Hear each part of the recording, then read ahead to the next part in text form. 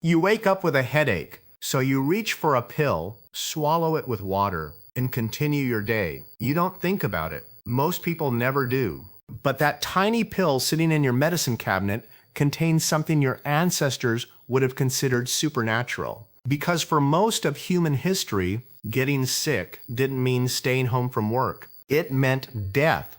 No hospitals, no antibiotics, no pharmacies, no doctors. A simple infection, a broken bone, even a fever could erase an entire family. And yet somehow, humanity survived long enough to build cities, cross oceans, and create the modern world. How?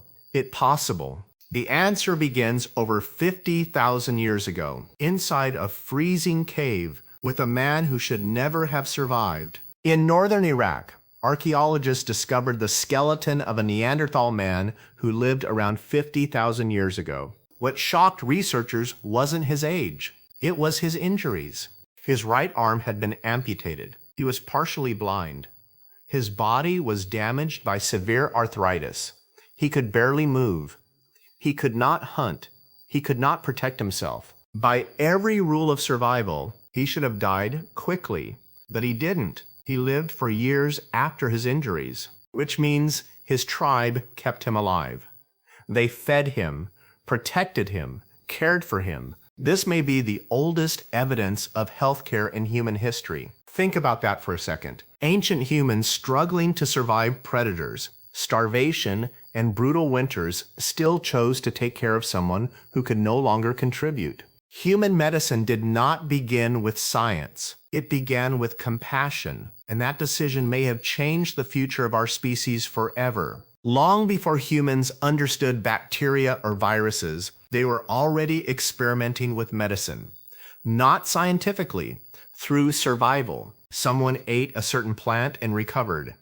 Someone tried another plant and died. Over thousands of years, humans slowly learned which herbs healed and which ones killed. One incredible discovery came from a frozen mummy called Otzi the Iceman.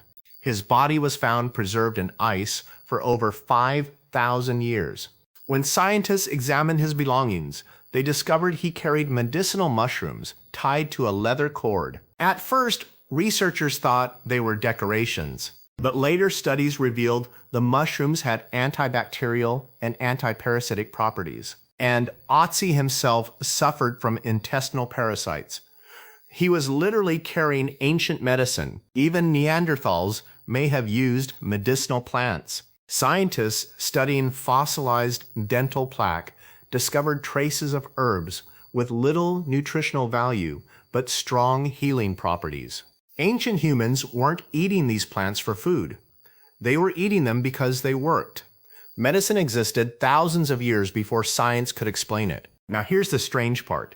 The medicine in your home today is directly connected to prehistoric humans. For over 3,000 years, people have chewed willow bark to reduce pain and fever. Ancient Egyptians wrote about it.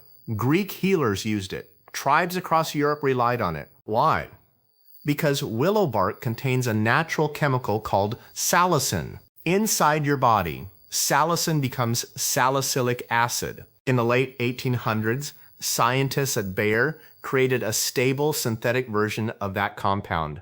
They called it aspirin. That means the painkiller sitting in your drawer today is connected to humans chewing tree bark beside fires thousands of years ago. Modern medicine did not appear from nowhere. It evolved from ancient human survival. But ancient medicine became even more terrifying. Archaeologists around the world have discovered ancient skulls with perfectly cut holes drilled into them. The procedure is called trepanation, and it is the oldest known surgery in human history. Some of these skulls are over 7,000 years old. What's even more shocking is that many of the skulls show signs of healing. The patients survived. Imagine that.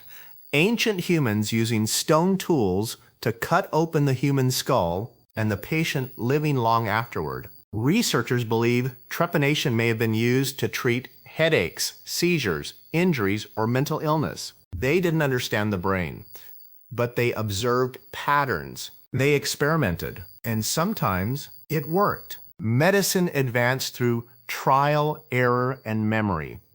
Every successful treatment became knowledge passed to the next generation.